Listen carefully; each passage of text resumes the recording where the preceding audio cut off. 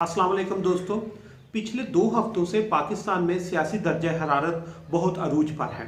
और उसकी सबसे बड़ी वजह कि अपोजिशन पार्टीज़ ने तहरीक अदम एतमाद जमा करा दी है। और आज हम डिस्कस करेंगे कि अगर तहरीक अदम एतमाद कामयाब होती है तो आम बंदे को क्या फ़ायदा होगा,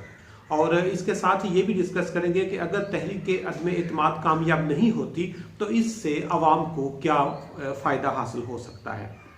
जैसा कि आप जानते हैं कि इस वक्त पाकिस्तान की कोई भी पार्टी हो, वो चाहे छोटी पार्टी हो या बड़ी पार्टी, वो हुकूमत में पार्टी हो या अपोजिशन में बैठी हुई हो, वो हर फोरम पर अपने आप को बेहतर साबित करने के लिए अपनी ताकत का मुजाहरा कर रहे हैं। और अपने आप को बेहतर साबित करने के लिए वो नाजेबा अल्फाज भी इस्तेमाल किए जा रहे हैं,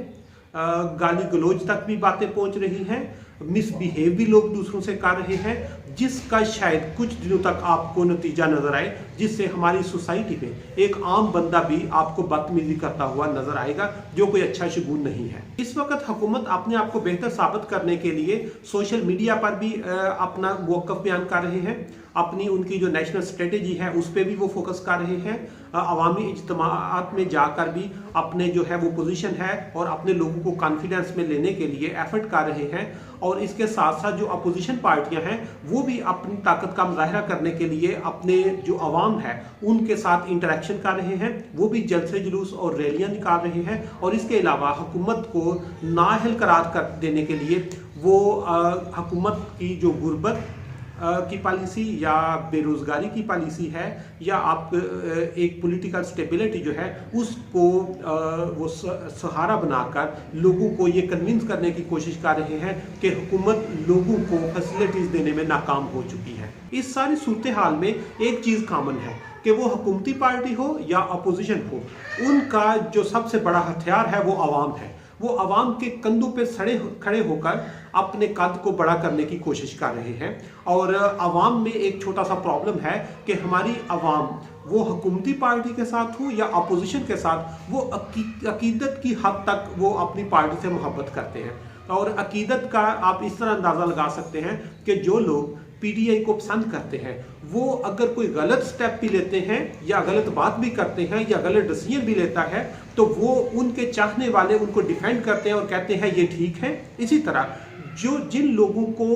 पीटीआई पसंद नहीं है उनके लिए अगर पीटीआई को बहुत बड़ा स्टेप भी लेती है तो वो उसको डिस्करेज करते हैं। तो इसलिए जब सियासत में अकीदत की हद तक मोहब्बत शामिल हो जाए अपनी पार्टी के साथ, तो फिर आपका आगे चलना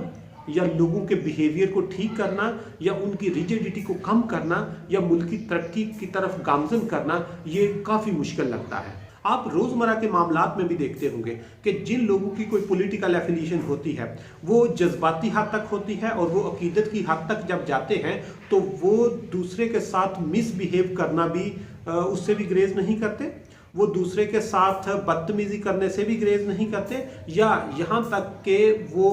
फिजिकल वायलेंस तक भी उतर आते हैं, जो कोई अच्छा शगुन नहीं है। और इसके लिए हमारे मीडिया को, हमारे इंस्टीट्यूशन को और हमारे जो स्पेशली जो लीडर्स हैं इनको लोगों को थोड़ा सा समझाना होगा कि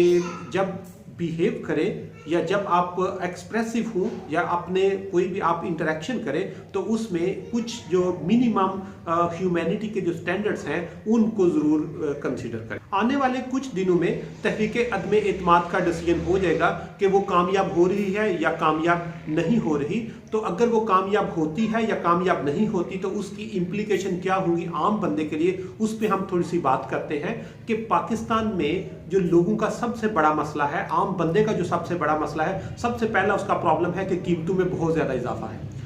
इस वक्त जो बेसिक नीड्स हैं, रोटी कपड़ा मकान से लेके पेट्रोल की प्राइसेस, पेट्रोल से बिजली की कीमतें और बिजली की कीमतों से लेके आप बाकी जो रूटीन की चीज़ें होती हैं उनकी कीमतों में बहुत ज़्यादा इजाफा हो गया है और लोगों की वो आप कह सकते कुफ्ते खरीद से बाहर हो रही है। दूसरे नंबर पर पाकिस्तान में जो सबसे बड़ा मसला है वो गुर्बत का है। गरीब लोगों में इजाफा होता जा रहा है और इनकम इनइक्वालिटी बढ़ती जा रही है, रिच रिचर हो रहा है और पुअर पुअरर हो रहा है। और तीसरा बड़ा मसला बेरोजगारी है और खसूसी तौर पर नौजवानों की बेरोजगारी है, जो नंबर को 30% से भी ज़्यादा हो चुका है, जो एक अलार्मिंग सिचुएशन है। सबसे पहले हम ये डिस्कस करेंगे कि अगर तहरीक अदम एतमाद नाकाम होती है तो फिर उसकी क्या इम्प्लीकेशन होगी, उससे आम बंदे को क्या फ़ायदा पहुंचेगा। तो उसमें ये बताता जाऊं कि अगर तहरीक अदम एतमाद नाकाम होती है तो उससे जो इंटरनेशनल सिनारियो इस वक्त चल रहा है, जिसमें रशियन यूक्रेन वार है, आफ्टर कोविड शॉक्स हैं, या पाकिस्तान में जो इंस्टेबिलिटी है, इसकी बेसिस पर अगर हुकूमत मजीद 1 साल 1.5 साल काम करती है तो ये लोगों को कीमतों में रिलीफ नहीं दे पाएगी, क्योंकि इंटरनेशनल मार्केट में प्राइसेस कम नहीं हो रही और हम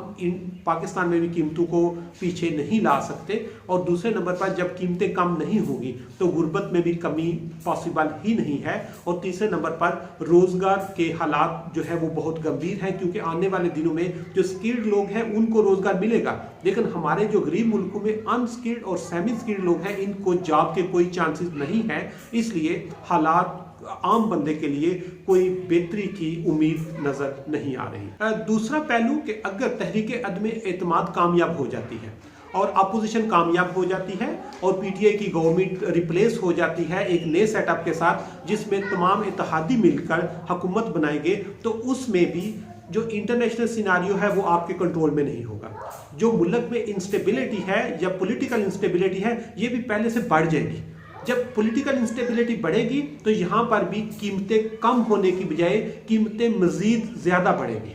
दूसरे नंबर पर जब कीमतें बढ़ेगी तो गुर्बत में भी इजाफा होगा। और तीसरे नंबर पर ये लोगों को रोजगार देने के लिए शॉर्ट टाइम में इनके पास ना कोई स्ट्रेटेजी होगी ना कोई प्लान होगा। इसलिए अगर तहरीक अदम एतमाद कामयाब होती है तो या नाकाम होती है तो अवाम को इसमें कोई बेनिफिट नजर नहीं आता। अवाम को सिर्फ एक सूरत में बेनिफिट नजर आ सकता है, अगर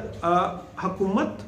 अपोजिशन और आवाम ये मिलकर इनका एजेंडा पाकिस्तान में पॉलिटिकल फोकस ना हो, पॉलिटिकल प्रायोरिटीज ना हो, बल्कि ये सब का एक ही एजेंडा हो कि हमने मुल्क में रोजगार में इजाफा करना है, हमने मुल्क में गुर्बत का खात्मा करना है, या हमने जो प्राइस स्टेबिलिटी है उसको इंश्योर करना है। अगर इनका ये एजेंडा हो तो ये जितना पॉलिटिकल प्रेशर डेवलप हुआ है इसका 50% भी हम इसमें कंट्रीब्यूट करें तो हम अपने लोगों को रोजगार देने में कामयाब हो सकते हैं। और जब लोगों को रोजगार मिलता है तो लोगों की इनकम बढ़ती है, जब इनकम बढ़ती है तो पॉवर्टी भी खत्म हो जाती है, और जब गुर्बत खत्म होती है तो उसका मतलब है लोगों की परचेजिंग पावर बढ़ रही है। इसलिए सिर्फ एक कंक्रीट स्टेप लेने से हम अपने आवाम को खुशहाल कर सकते हैं, लेकिन ये सिर्फ उस सूरत में है जब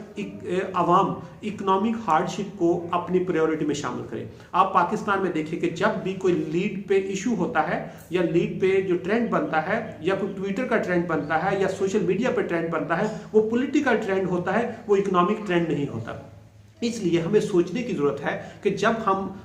फोकस करें, जब हम अपनी डिमांड्स बताएं या हम अपनी प्रायोरिटीज एडजस्ट करें, तो हमारी प्रायोरिटी नंबर 1 होनी चाहिए कि हमने रोजगार जो है वो उसको इंक्रीज करना है। दूसरे नंबर पर हमने गुर्बत का खात्मा करना है, और तीसरे नंबर पर लोगों की प्राइस स्टेबिलिटी को इंश्योर करना है ताकि लोगों की क़ुव्वत खरीद बेहतर हो, जिससे उनके स्टैंडर्ड ऑफ लिविंग बेहतर हो जाएंगे। अदरवाइज पॉलिटिकल सेटअप चेंज होने से लोगों की इकोनॉमिक हार्डशिप कभी भी कम नहीं होती। जब लोग इकोनॉमी को प्रायोरिटी में रखेंगे तो इनके हालात हर अगले दिन पहले से बेहतर होते जाएंगे।